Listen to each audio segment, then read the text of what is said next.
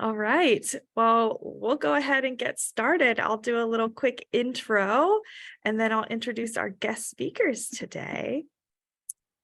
Okay, so for those of you who are new or who haven't joined in a while, please mute yourself when you're not speaking. We recommend speaker view for presentation.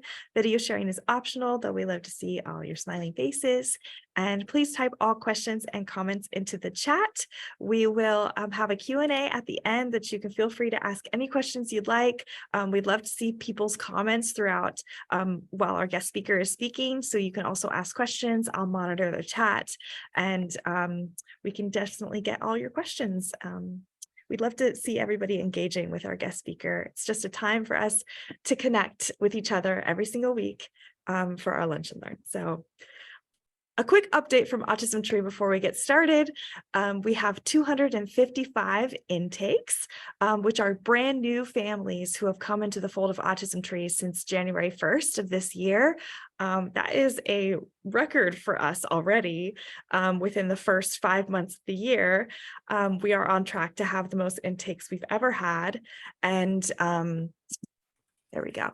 And we have so that's all brand new families, in addition to the thousands of families that we serve every single year. So we are just welcome to our new families. If you're watching these, we love you and are so happy you're here and part of our Autism Tree family. We offer 19 programs. If you haven't already heard, our 13 are in person here in San Diego County, 3 are hybrid, both online and in person, and 3 are virtual. So we've been able to have a huge reach during the pandemic and post-pandemic where we have, other families in different states who are coming and joining us. So they're always welcome to attend our programs as well. We have 18 upcoming events in May that are coming up this month, and we constantly add new events all the time. So always check our social media for announcements and posting on our Facebook calendar and our website calendar. This week, we have many events. We have our virtual volunteer training, which is actually happening tomorrow night, which is Thursday, May 11th at 6:30 p.m. on Zoom. We'll be doing a volunteer training for any of our new volunteers, talking about our core mission and our values, our core values, and what to expect when you volunteer at our events. And then we also have, want to give a big shout out to one of our board members. Her name is Alexandra Taccone. She's doing a Give Back fundraiser with Kendra Scott at the UTC in La Jolla. So if you're shopping for your Mother's Day gift, we definitely recommend you can shop online or come and visit us in person at the Give Back fundraiser this Friday, May 12th from 5 to 7. We will be there in store, and you can also shop online. We have a flyer with a give back code that you can use at checkout, and a percentage of the proceeds raised during that time for the next 48 hours will be contributed to Autism Tree, which is so amazing. So thanks to Alexandra. We also have our Autism Tree Project Sunshine Here to Play workshop. We love our partnership with Project Sunshine. They send us this huge arts and craft box every single month that has 6 arts and crafts for our families to do. And it's just for, we pair every kid with a volunteer and they get to do fun activities. So that's happening this Saturday, May 13th. And it'll be in the morning as well. Our adaptive dance classes happen every week. This week we have ages 11 through 18. That's at noon at Tap Fever Studios in person in Pacific Beach. We also have, you're available to join online as well. And then we have our food farming nutrition workshop with Wild Willow Farm that's happening this Saturday in the afternoon from 1 to 3 p.m., which Wild Willow Farm is down by South Bay. Please join us at the farm. It's so much fun. We're going to have our families do farming activities and then pick fresh produce and make a recipe with it. We have also our National Charity League Girls Mother's Day workshop, which is super fun. They're going to do fun Mother's Day arts and craft activities. So this is our girls only events, and that will be at the Center for a Healthy Lifestyle in Solana Beach in the afternoon as well. I think it's 1 or 2 p.m. that they start. So if you're interested in any of these events, please reach out to myself. I'm Rebecca Barron, the Director of Operations, and then Lupe Miranda is also our program coordinator. You can always check in with us and sign up. It's free for everyone to attend. All you have to do is RSVP. We have 517 videos on our YouTube channel currently. Please subscribe if you haven't. We'd love to have you follow. We post videos every single week. Our Lunch and Learns upload every week, and we also post different special videos that are happening in our community to update our community. We have 115 of these Lunch and Learns uploaded to date. You can go back and watch any of them at any time. They're all recorded. We love every single guest speaker, so highly recommend. So without further ado, I'm going to pass it off to our executive director, Dana, and she'll say a few words before introducing our guest speaker. So let me stop sharing. Oh, actually, I think she is still getting ready. So actually, I will pass it off to Tamar. Oh, Dana. Okay. Sorry, I'm having technical difficulty today. No problem. You are ready. We'd love to have you say a few words before introducing Tamar and Thomas. Well, gosh, happy May. I feel like I'm a little discombobulated from having technical difficulties. So I just feel really blessed that, we're getting close to what, almost halfway through the year, it feels like. It's a blur, all that we've done this year, really to celebrate our 20th anniversary. We're in our 20th year, and I think that is completely remarkable. We've already served a generation of children, and as you saw in the beginning with Rebecca, that we are going to serve more children this year than ever before. And I just feel an absolute gratitude to Rebecca and to Lupe for all these intakes. And I want to give a shout out to Karen and say, thank you, Karen. Karen is actually scheduling a training for us in June, which I'm flying to San Diego for. I'm in Las Vegas right now. And I'm really blessed by it. It's going to be a 911 training for us because, as we know, we all go through a lot, and if our child isn't doing good, then nothing's going to go good.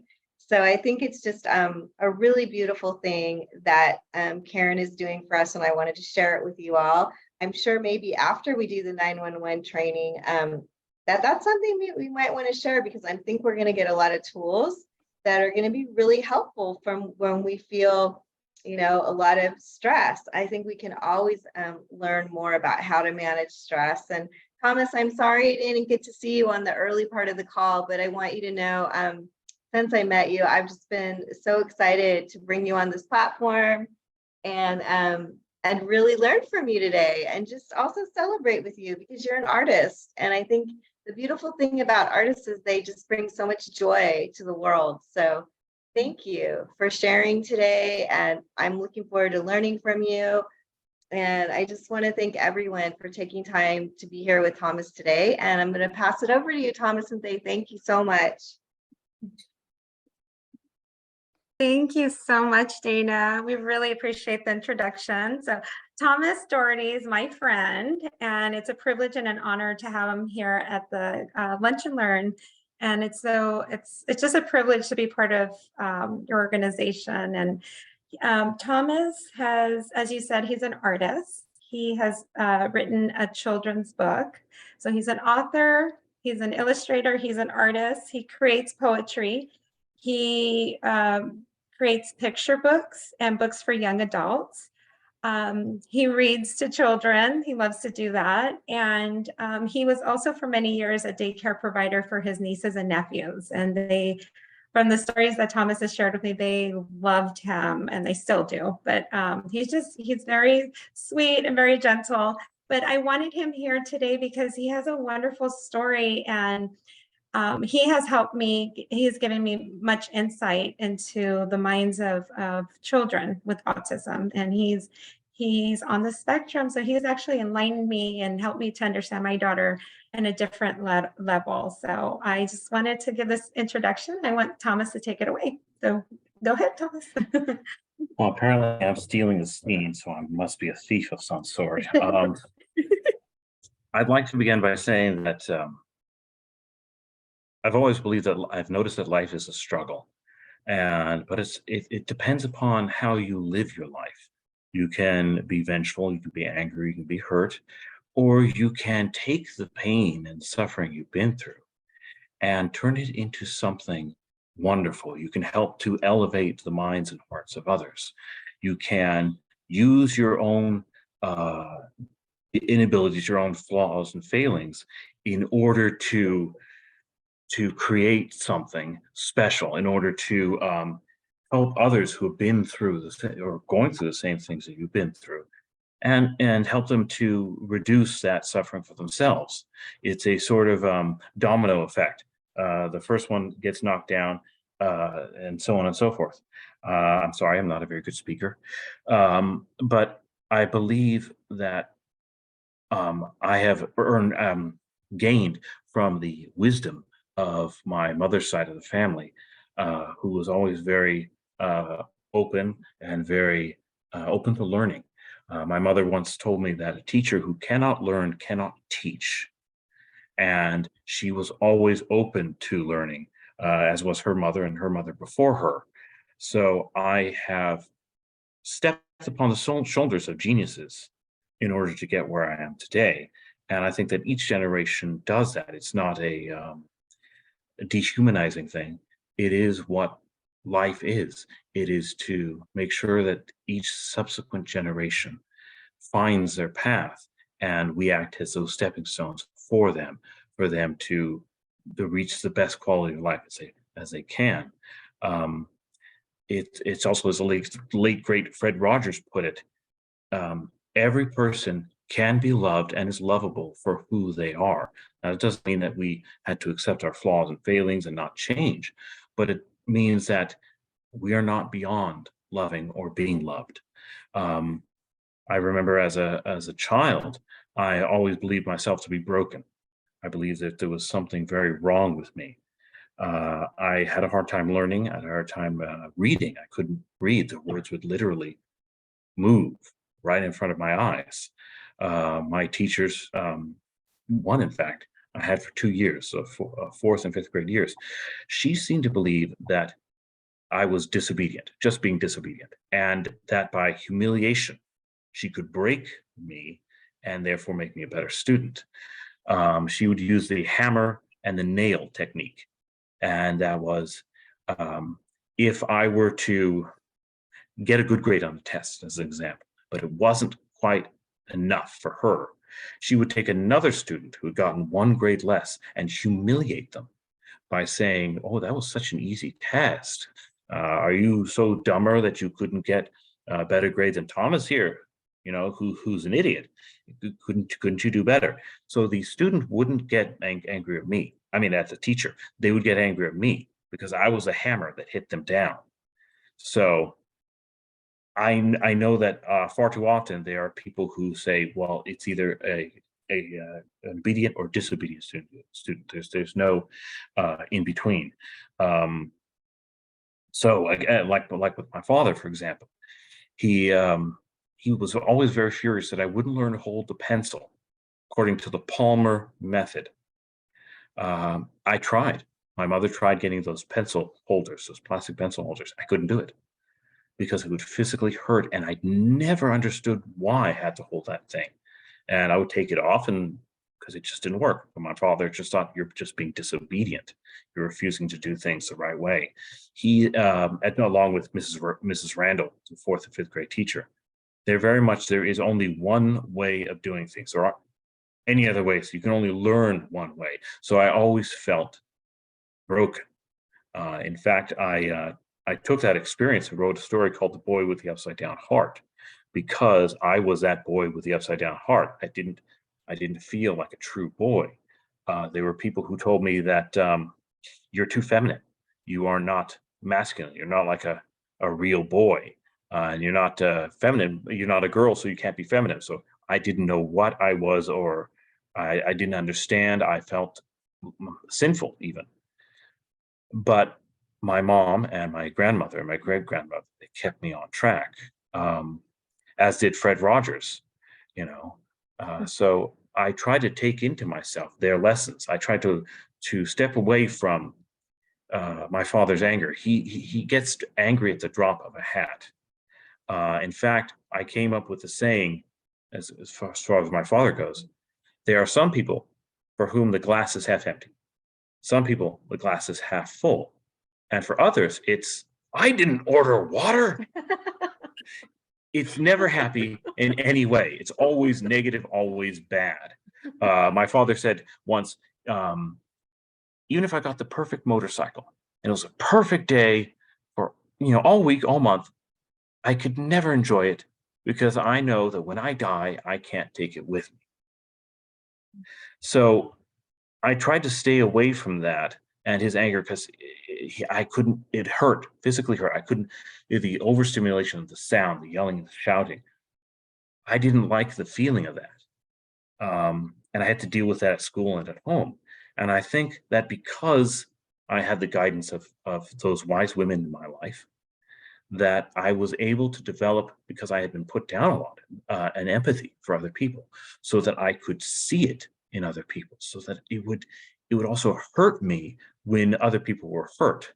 I developed two thoughts on that. One was, imagine yourself at a party. Imagine yourself at a party with a great big cake that's been purchased by some very, very poor people. They can never do it again, and they do it to honor one special person. And imagine that you're there and you're seeing this cake makes you angry. It fills yourself with this kind of energetic energy. Then imagine smashing that cake, destroying the heck out of it. No one else can enjoy it. And then seeing the hurt faces on all the people around you. The pain, the question, the sorrow. And having to relive that moment over and over and over and over again, knowing you can never take it back, knowing you can never make it right. That's why I've decided not to curse people. Because once the words are out there, you really can't take them back. They will echo in that person's heart and in their mind. So I try not to, even if I disagree with someone, I try not to let them leave feeling that I hate them or that I think they're freakish at all, because I had that put upon me. And it physically hurts, which is why I can't watch horror movies, which is why I can't watch movies where people are hurt, or television shows where people are hurt. There was another example I was going to give, but I forgot it. But yeah, I learned that quo bono, who profits? If you're trying to persuade someone toward your way of thinking, are you going to get them to do that by cursing them? Say it's you love football, they love soccer or association football. Are you going to get the person who likes association football to like American football by saying, you worthless piece of bleep, you expletive, you this, that? Is the other person going to go, hey, you know what, you're right, that's a good point. I'm going to change my life around, and all because you questioned my mother's moral integrity. It's not going to happen. It doesn't make any sense. So I've used these things. I know it's a random mush of sayings and thoughts like that to help me to try to help others to become better. When I was in high school, I could tell when people were feeling sad, and I would go up to them and say, "Hey, what's wrong? What's going on? Do you want to talk about it? You want to share?" Some people would just say no. The guys were just a little too, I'm too tough, But a lot of people came to me and they listened. They talked to me and I listened. And there was this one time when I spoke to this young lady, spent my entire lunch break just listening to her. And she told me, you know what? you're not like the other guys at all. And I said, oh, really? And she said, yeah, because the other girls told me, this guy's different.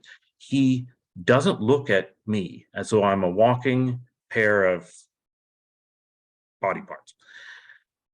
He really listens and he really cares. I saw more, she said, there were more beautiful girls than me passing by. You didn't even flinch. I said, well, I wouldn't know about more beautiful. And she said, you see, that's it. And that made me realize, I'd heard girls talking about guys as though they were pigs, they were monsters and beasts, that kind of thing. And I didn't like that because I thought, well, just because of a gender, why would you judge someone like that? And I realized that although I would never have the affection of a young woman, I could have that respect. I could earn that respect. And maybe through my own actions, a way of doing things, simple way of doing things, I could guide young women and young men to see that there's more than just our nature. We can become more than that. We're not doomed to become beasts if we're men, and we don't have to do just this or that if we're women. We can recognize our dual and differing humanity and work together, which is why when I see people who do things differently, like with my nephew, one of my nephews, when he was little, he would turn cars upside down and spin the wheels. Just watch the spinning wheels. My eldest sister said, oh, that's freakish. That's bizarre. There's something wrong with him. I realized, no, there isn't. He's trying to understand the mechanism. He's just trying to understand the spinning of the wheel. He's using that spinning to allow his brain to work. It's a way, stemming, I think I've heard it referred to as. That's not freakish. That's different. And if you could just guide teaching him using the wheel, then learning will be easier. Learning will be more pleasurable than would otherwise be. Which is why, if you're teaching someone who loves to scribble and moving their hands, you allow them to move their hands while you're teaching them. The lesson will come in. But if you're saying no, no, no, then all they're going to hear is no, and they're not going to be able to process. They're not going to be willing to process. So I've always tried to grow with the person, just to allow them to learn as their heart and their mind works best. It works best for them. It's like when I draw, I have to hold my pencil in a very bizarre way. My father hates it. Again, the Palmer method. And I always hated it myself. So I'm not a good enough artist because I can't do that. I'm not a true artist. And then when I started doing the conventions, selling my book, some people came up to me and said, hey, I've seen other artists holding the pencil that way. Did they teach you that? No, not at all. And I began looking up into the Palmer method, and I found out it was abandoned back in the 50s. So what my father said has no meaning. He has this stubborn belief that there's only one way, and anything else is wrong, and it has to be his way. So I thought, well, then there are different ways to learn. So that has also helped me grow. His inability and his unwillingness to grow has helped me to grow.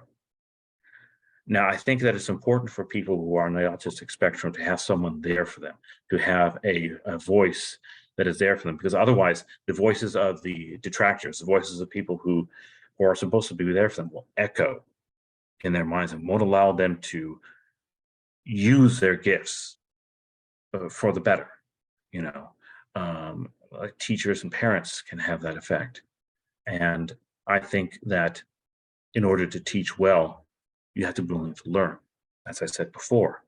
And if a teacher cannot learn that, well, this method doesn't work for this student, that doesn't mean that's the end of that student. They might learn something in a different way. In fact, my mom was a teacher for 30 years, and she learned that homework, no, that's a bad idea, because the children they're taking their homework home, they're not going to want to do it. They're not going to want to learn. They're not going to receive that information that they're being forced upon them. Doing it at school and doing it in small sections will make it more digestible. They'll be able to retain it. And it's not the dates that's important. It's the actual lesson that's important. It's not a specific math problem. It's learning the method that will help them to grow. And finding a way that they can learn the method is best, instead of just saying, no, you have to learn this way. I've learned that again from watching my nephews and from just living life, that we have to try to reach out to them where they can be. If they have an interest, try to bring that interest into what they're doing. A good friend of my mom, who used to work with her at St. Charles, she said that her life had been saved by my mother because my mother had taught her not only how to deal with the administration, who was very toxic, but also teaching methods. You know, she was able to become a great teacher because my mom taught her how to think with the children instead of against them. And I owe who I am to my mother and my grandmother because they understood the person in front of them. So That's a good segue to your book. yeah, that's Can I have, oh, I was actually gonna pull up the picture. Could I, am I able to share? Yes, Rebecca? you are.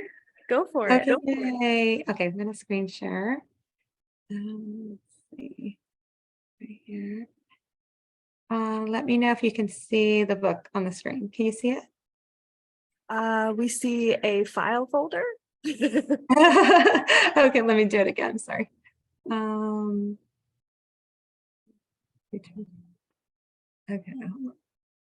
Okay, let me know if you can see it now. Can you see it now? Not yet. We still see a window, like with well, all this is I'll do it again. is the that's book. fine. This is the book, and it was illustrated by my brother Michael. And Michael, he has an autistic son named Charlie, and Oh, we see it now. You can see it now. You can see it now. Okay. he wanted to help because he's been very encouraging of me. He's like my mom in that way. And this is a true story about that happened to my grandmother back in the 20s. They were a very, very poor family, and they couldn't afford the more expensive girls' shoes. So unfortunately, she was forced to wear her father's skanky-looking work boots. And the kids at school were ruthless. They made fun of her, saying Maggie's got brown boots, Maggie's got boy shoes. And what ended up happening was she found out that although they weren't what she wanted, they were exactly what she needed. And people in her school began to respect her because of an event that happened. And she had the boots exactly when she needed them. So my mom helped to promote this book. She paid for it, and I've taken it to conventions. I've taken it to conventions, and I've had parents come back again and again and say, this is my child's favorite book. They can't go to sleep without this book. When's the sequel coming up? We want to see more of the Adventures of Little Margaret. I had autistic parents, and not parents, but the parents of autistic children come to me and say, my child is nonverbal autistic, and he's starting to make speech sounds, or my little boy says that he is little Margaret. Mm-hmm. So that has made a world of difference for me. It was a book of the month at 2 schools in Texas. So this is for me, it's more like a calling than it is a job. I think Michelangelo put it that it's something that he cannot create life as most men do, but he creates it with these. And that's how he shows love. This was a work of love. This was a dedication to my grandmother, to her wisdom and compassion, as to my mother and her mother's mother, because they were a line of fantastically, brilliantly compassionate women. My grandmother didn't get past, I think, the 4th grade, but she had a wisdom for how to live, love, and to treat people. And I wanted to honor that. And I remember Mike Kunkel, who did Hero Bearer and the Kid, great artist. He said, remember your childhood and pass it on. And I think that's important, not only for the autistic, but for anyone, that the stories we have from our youth and from our parents and their parents are our true heritage, and that we build that heritage every day with every action, every word we speak, as we build the lives of others with all of our actions and our thoughts. We can't, why spend your time with the venom of hatred when you can uplift with your language, uplift with your actions, elevate? That memory lives on. Those are the bricks you lay behind you. So that's why I'm so passionate about writing and drawing. I've also done some symbolic images. Would it be okay to share some of the sure. pictures? Okay, you can, that way you can explain the pictures to us. So I sometimes draw symbolic art to express the feelings of those on the spectrum. I don't know whether or not it's showing up now, or Yes, we can see it. this is an image of, it creates distrust. It's a feeling of distrust because there are those who claim to help you. They say they're on your best and they know that you have your best in mind. But there's a part of you that always knows, no, I'm being stabbed. I'm being stabbed. This is hurting. This is not right. But they're always, yes, it's okay. I know what, just like you got to hold it according to the Palmer method because I know what's best, So I created this image to express that feeling. This one is being held back by yourself. The chains being held back. Rebecca, can you see the next image? Yes. Yeah. yes. Okay, great. It works. Yeah, because it's a struggle. It's a struggle against futility. It's trying to move forward, but you know that you yourself are holding yourself back. And it's desperate. Since I've been trying for the last 25 years to get published, it has gnawed at my soul, not being able to do something good in the world. I want to be able to add. And this is my feeling expressed in that way.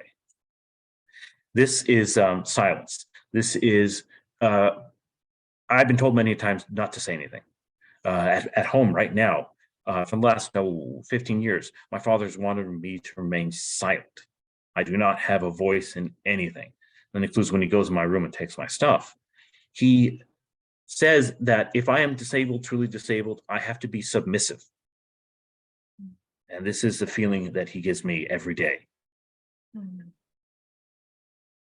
Then there are those who feel broken, like freaks. So are you seeing as I'm changing, Rebecca? Yes. Yes. Oh, perfect. Okay, just want to make sure. I feel this way. I feel ugly. I feel like I'm emitting some sort of ooze or sort of displeasant features, this hideousness, the tongue dragging, the wild hair, because I'm constantly being doubted by my siblings. You're okay, you're fine. My older brother who doubts the existence of certain allergies. He did a really cruel test on my sister to prove she had no gluten intolerance. She was affected by that for a week. I feel like this right here. My oldest sibling had threatened to have me thrown out of the house because she was going to accuse me of elder abuse. So I feel like this one right here. And this is some people would really look at this and they'd see sexuality.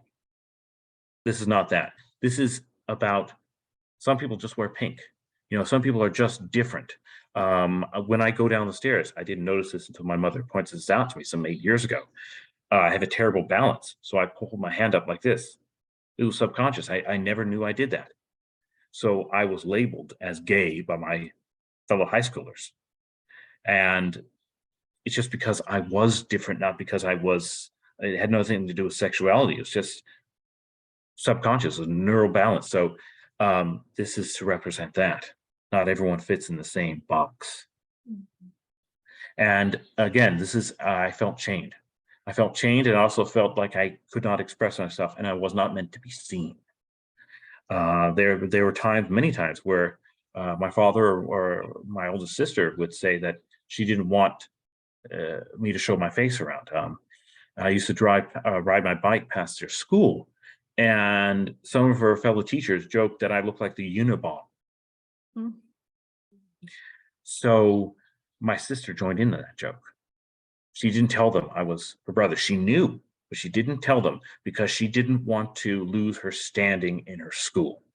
She didn't want them to know, my brother's this way, because it would be embarrassing. So I was often told to remain silent. And these are just some images I drew because I love giving art to people. This has a lot of details in it. It's, again, he has no mouth. That's because I sometimes feel like the people on the spectrum they don't feel like they have a place, a voice to speak, or a right to speak. I've been told many times I don't have the right to speak on that. So this is something for kids just to have fun with. It's a schnauzer and a living teddy bear and a little car. Well, this one's upside down. But it's a vaquera, yes, Hispanic cowgirl, and she's riding a dinosaur. It's just meant to take the children's imagination and allow it to flourish. To say you don't have to think outside the box. If you want to have a cowgirl or a cowboy, do a dinosaur, do a dragon, do a rocket. You know, it's not bad. It's you. So be you. You know, be your strengths. This one is also gravitationally challenged. But this one is a sketch I did for Autism Tree. To create a tree, I would put more detail, but you show the details of the tree so that the children can take their fingers and run along the lines of the bark, and there would be children in the tree. It's something for maybe a newsletter or whatever. And I can even imagine turning the bark of the tree into a puzzle where they could find their way around the different lines in the tree. Because as a kid, I noticed I could do that too. I used to trail things and find different paths, even where there wasn't a puzzle. I would make a puzzle. So, and you have a girl and you have a boy. Because, it feels more balanced. And there's the back of the book. There's my brother Michael. He's one of the finest men I've ever known. He has a child on the spectrum. He does the cooking for his household. He works at Nickelodeon Studios, and he has a really great passion for helping the autistic. He would be open to helping you guys in any way possible, because that's just the kind of man he is.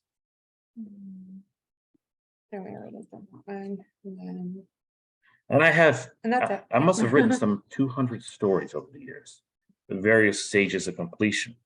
I must have given away 3,000, 4,000, 5,000 drawings away to parents, to children, to businesses, just because I want to be like Santa Claus, giving away freely. There was something written beneath Peter Bailey's photo in It's a Wonderful Life. All that you take with you is that which you have given away. And I believe in giving as much as I can, giving freely, so that I can help others to find joy in this life. Even if we can just for a moment elevate someone else, then we made a difference. And that's why I do what I do. That's why I have this intense drive to become published, because I believe these stories can help someone who is in need, can keep someone from despair, from giving up. Because I needed that, and I received that from my mother and her mother before her. So I think these stories of their wisdom, their lives, and my own crazy imagination might be able to help in some way. Thank you so much. So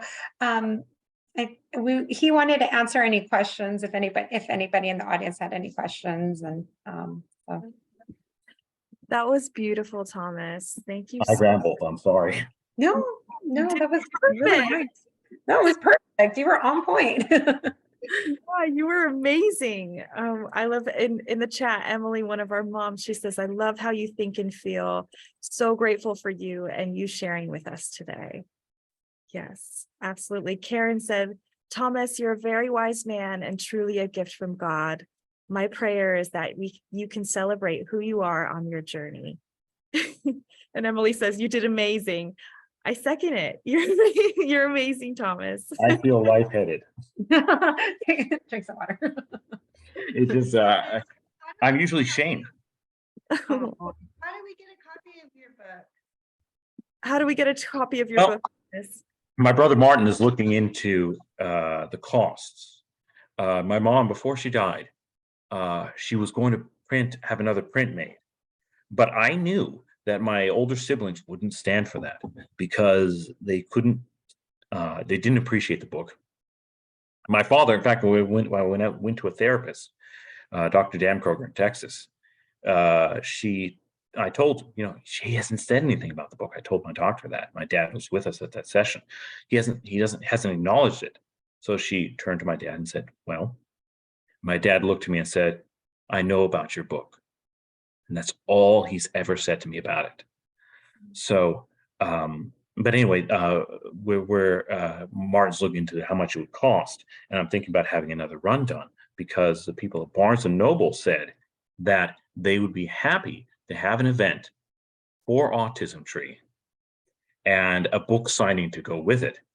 And I think that if that could be done, and I could reach out to all my contacts, and 2 months in advance of what they need, then I might even be able to get my brother Michael to come over from Kentucky, and he has contacts within Nickelodeon. Butch Hartman is one of his close friends. So if we can bring that kind of attention to your organization, I have a feeling that great good could be done. I have a question. Do you have a few copies if anybody was interested here and we could send them? I have Yeah, maybe. I have 5 copies, but one of them is special to me because it was this copy was the one that was in my mom's nightstand. It was her personal copy, so it was there when she died. So it's something very, very, very dear to me. So you have 4 copies. I have 4 copies. So Yes. we have 4 copies, and so he's in the works with seeing about printing more and maybe having a book signing event. And then my brother Martin, he's got his own books and he's trying to get published as well. And so is Michael. He's got his stories, and then we're working on my mother's stories because as a teacher, she had so many, and they were ways of getting teachers to learn how to properly work with students who weren't as quick as everyone else, who needed a special way to learn, We would love to get at least one copy. I know Rebecca and I would love to read it. Yeah. Yeah, for sure. And just to be part of all your vision, Thomas. I That would be I love Barnes and Noble. I think having a book that we could give families could be a really special resource that we haven't had, I think, ever. Well, I have not just 1, 2. I have 3 stories that would be perfect for Autism Tree, including the So boy. this book is like a children's book, right? Yes, it is. It's a children's Yeah. picture book, and it's Yeah. based on truth, as are the Yeah. other stories I created. Like I created one called Lyle and the Big Angry Word, whereas this is this boy on the spectrum whose father curses at the drop of a hat, and the boy wants to think of a way to help his father not to have a toilet mouth. He doesn't like that. The image kind of disturbs him. So he says, in the end, he says, "Here, father, have my angry word." And his angry word is so absurd, so ridiculous, so nonsensical that it makes his father laugh every single time he says it. And the word is king, you king Kong Kong, you blebber. So it just makes him look like a fool, which is what he does anyway when he curses. So it's stories like that I created to help. Aw. I'll make sure you get a copy this week. I'll make sure you guys have. Where are you guys right now? Like, where are you in San Oh, Diego? Chula Vista in the East Lake area. Oh, Yeah, we're okay. neighbors. So he lives around the Oh. corner. Yeah. It's a border town. It's Otay. Yeah, I love that.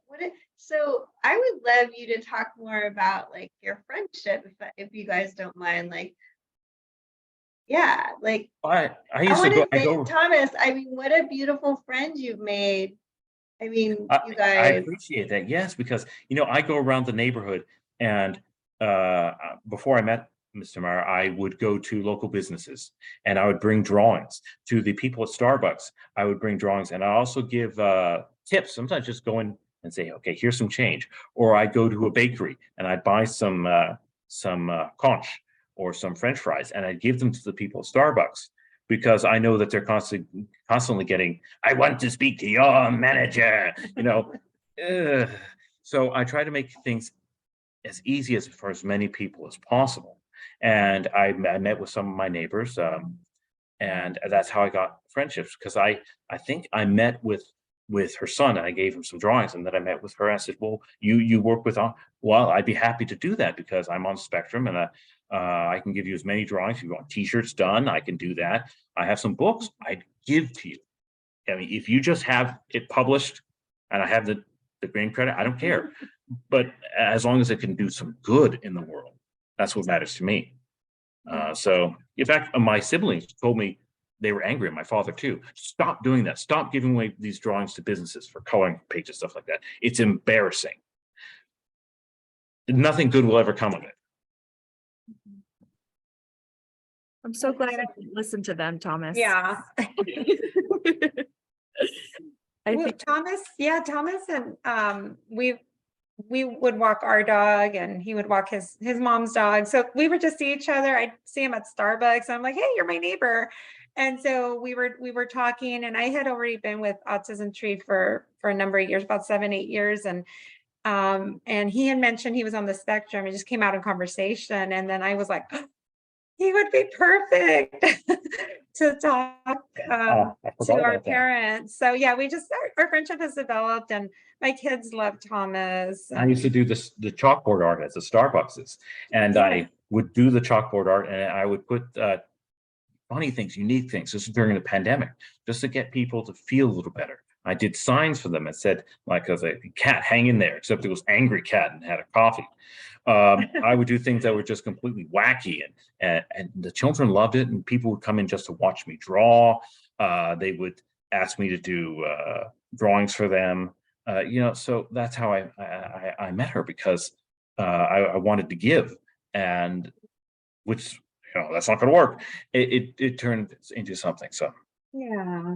So That's yeah, so we beautiful. met more during the pandemic, but I've seen him around walking. in So fact, because I went to Starbucks, I wrote a story about Meluzine, I think that's how I pronounce it, the Starbucks siren, and I wanted to give it to the company, because this little siren with little fins instead of legs, she wants to do things that are on the human world, basketball, stuff like that, and everyone says, no, you can't do that. That's beyond you. You can't do it. But she struggles. She struggles and fails, and she doesn't become great, but she does it. So it's a story meant to show that even if you're disabled, it doesn't mean that you're unable. it's beautiful. Well, you guys, have it's a really inspiring Tamara, just to see, how all that's come from this. I would love to have seen a video of you doing your stuff in Starbucks, or even, your friendship with Tamara's kids. And We have a video of me You do? reading Little Margaret at a Texas school. My Yes. sister's husband got that, and the children were listening. They also recorded me reading How the Grinch Stole Christmas, which is one of my favorite stories. we You able can to do voices. have that video to share out with Even your if we don't, children? I'd be happy to read stories for children. Or do you think as your a- brother could provide it? That would be my sister, and that would be, I don't know. Yeah, Or because maybe tomorrow you guys can just make a new video of I could Thomas, read. reading to your kids. Yeah, actually, I was gonna invite Thomas to we have Dr. Seuss week coming up at school. So Yeah. I want him to read at our school. That would be really nice. Can you take a video of that? That would Definitely. be amazing. I will do that. Yeah. Whoville like Christmas a lot, but the Grinch, who lived just north, That's so did fun. not. So Oh my it's just- gosh. Karen said that she really enjoyed this. She said, I enjoyed it. Awesome. Thank you, Karen, for your comment. So And I hope I didn't offend Karen by saying I want to speak to your manager. It's kind of hard when your name is being used in such a terrible way, but Karen just spreads joy and love at Autism Tree. So we love Yeah. Karen, and thank you, Karen, for your comment. So sweet. We're so grateful for everybody for embracing Thomas and today. And I really love your hat too, Thomas. it came from my brother who used to collect hats. In fact, one day I want to get a stovepipe hat, Dickens era stovepipe hat with the red fuzz and everything, so I can read A Christmas Carol. It's my I love it. favorite story of all You time. should come to our Winter Wonderland and do that. Oh, We have a huge Winter Wonderland every year, and we could like make you one of the features. And you know what's kind of cool is because it's our 20th anniversary, you could be like this special, Yeah. special. Well, I'm going to draw the autism tree with a 20 in the branches, and I'm going to draw some children in the branches. That's so because fun. but I love reading stories, and I used to do that for my nephews all the time, because I noticed that with some people it's always and kids don't want to hear Mickey Mouse unless it's Mickey Mouse. Oh, I'm Mickey Mouse. No, there has to be some difference. There has to be some action, some kind of grit to the story. So when I did that, I tried to integrate different voices and different tones and different ways of speaking. I think that what's helpful is Jim Henson's a storyteller. That for me, it was really wonderful, because there would be times where the storyteller would read the lines quickly because that's what it called for, or he'd stop and then he'd deliver the next part of the sentence or next part of the line. So that's what I try to integrate in my storytelling. It's a gift. I feel like that the fact that you notice all of those differences is really amazing. And I can't wait to hear you read a book to our kids. Well, it's like what Monk said, Tony Shalhoub, for the TV show Monk. It's a gift and a curse, because it has its disadvantages, and it enables people to do things, but it also makes it incredibly painful sometimes emotionally. I've noticed that emotions can cause physical pain. I experience that all the time. I get stabbing pain migraines, which feel like ice pick, stabbing to my head. So I understand that depression can actually hurt if it's untreated or unrecognized. I'm really glad that you have chosen to rise above that and just promote love and joy to the world. Especially breaks my heart to hear what you said about your family. I'm really happy that you have a brother that really supports you, and now you have Tamar, and now you have Autism Tree, and I think we're here for you, Thomas. I mean, I appreciate that. Because for so long I have felt completely useless. I felt lower than the dirt, because that's what I've been told. I've been told I have never done anything. You're 46, you don't have a job. My dad would always, whenever I reached a milestone, he would remind me, when I was your age, I was married. When I was your age, I did this or this or that. So I was like, oh, thanks. That's really helpful. everybody has their own path, and I love when Dana says there's 1,000 ways to do anything. And I think That's what I learned from ABA, Thomas. I've learned that every person is like a brick wall, and there are different components, different to each person. And to focus on one is to just lose the entire structure. You have to try to see everything that is in a person instead of just labeling them according to one brick. Yeah, that's really powerful. Oh, look at Karen says oh. the only thing that matters is what God says about you, and that is that you are loved and made in his image. That's what Karen said. Oh, that's perfect, Karen. I love this. Thank you. I needed to hear that too. We all do. That said my stuff. Well, that means a lot to me, because I live with a man who exudes so much anger. Sometimes I had to just go to my room and hide. Yeah. Because I get overwhelmed. My senses become overwhelmed. In fact, there's a friend of mine who works at the barking spot. She's a groomer, who says that she thinks she has ADHD, but she doesn't know where to turn. She experienced something that only I've heard of, and that is the ability to hyper focus visually on an object so that it feels like your eyes are walking on the surface.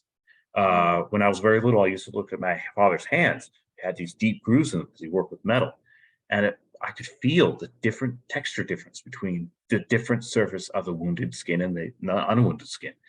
But it would also heighten my hearing.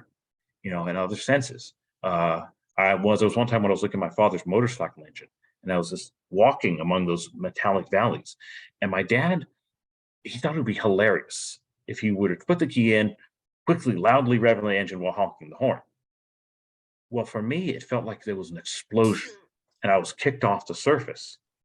And ever since then, I was really terrified of loud noises. But for him, it was just the funniest thing in the world.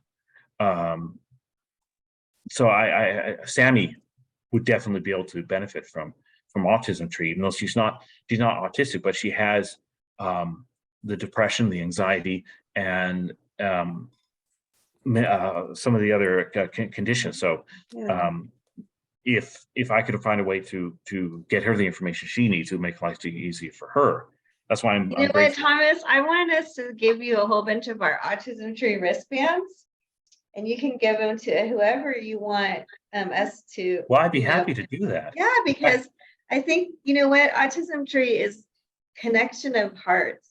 It's so anyone that you're connecting to, we would totally welcome at Autism Tree. Not everyone who's in the Autism Tree community has autism, right? They might just be friends with someone, or actually they just enjoy the community. Like one of our board members, isn't married and doesn't have kids, but she has amazing dog mom. Like her dog's the luckiest dog in the world. And she just brings so much light and love and so many people and families with autism too, to Autism Tree. So, but she herself doesn't have a child with autism or a sibling with autism. So sometimes I think that it's just amazing. You inspire me to want to give you these wristbands, and you could invite anyone to be involved with Autism Tree, because I think you have a good sense for people. And I also think that you make people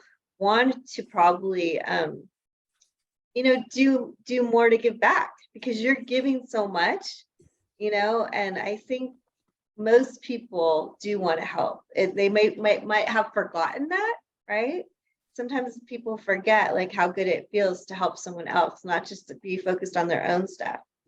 And so I think you probably really open people's eyes a lot. Would you, from knowing Thomas so well, Tamara, what would you say about that, since Thomas is touching so many people and giving his art, and just what have you experienced with that?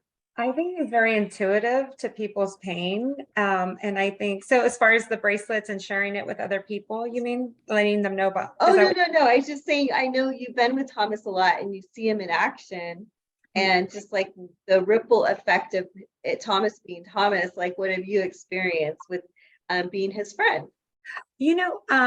When he came to the school, because we had that holiday winter event, and he had his own station for drawing. He's very patient with children, and he's taught my son how to draw. I just feel like he has a very calming effect. It's like you would never know that has gone through the trauma that he's gone through with his own family. He just gives so much love to other people. And then children are the best. They're honest. So they'll tell you if they feel comfortable with somebody. And my children feel very comfortable with Thomas. He's just so gentle. And he's very caring. And so my dad was just in the hospital he just got out. I was with him for 5 days, and Thomas was so concerned. He's met my parents before, and he was like, I'm praying for them. And he brought over a card and some gifts. And this is just who he is. He's just a loving person, very empathetic and very caring. Oh, that's beautiful. I'm sorry to hear about your dad. Oh, thank you. Yeah, he's doing better. He's on the road to recovery, but thank you so much. It was scary. He's a very sad man. Mm-hmm. His father loved playing pranks on people, and they were exceptionally cruel. In fact, he did the matchstick in the people's shoes. He would put the explosive dog waste on people's front porches. He took it to such a degree that one man tried to kill him. So he was a kind of man who believed that putting his alcoholic beverage in a brown paper bag would mean no one would know or guess that he was drinking while driving. he used to pit his favorite children against his wife's favorite children. So it was a very dysfunctional family circus that my father came from. So in some ways, I pity him. I don't. He thinks I hate him. I don't hate him because it's a waste of energy, and then it just poisons me. You know, if I drink of that same well of poison, I become just as poisonous. Oh, well, I'm just grateful for all the light you brought, you know, to this Lunch and Learn, Thomas and Tamara. And, you know, I don't know, you just inspired me to want, maybe you can send a book, you guys, to our office in La Jolla, and we can, Rebecca, send Thomas. And Les, tomorrow, are we going to see you at any Autism Tree up and coming stuff with your children? Yeah, I'm not sure which one is coming up next, but I plan to take my kids to the next event. Maybe we can just, you know, get a book from you in person and give you the wristbands for Thomas. Or Thomas, you should come. Rebecca, are you going to be in the office this week? I can bring, if he's available, I'll bring him with me and we can go see you. Yeah, that would be so great. Yeah, let's do that. I'd be happy to bring drawings to give away. I even have some paintings I can give away. Yeah, so offline, Rebecca, tell me what your schedule is this week and then we can meet up. Yeah, I'll do that. That's okay. Thank you, Dana. It's wonderful. It's a beautiful office. You can come and have coffee and get a little tour.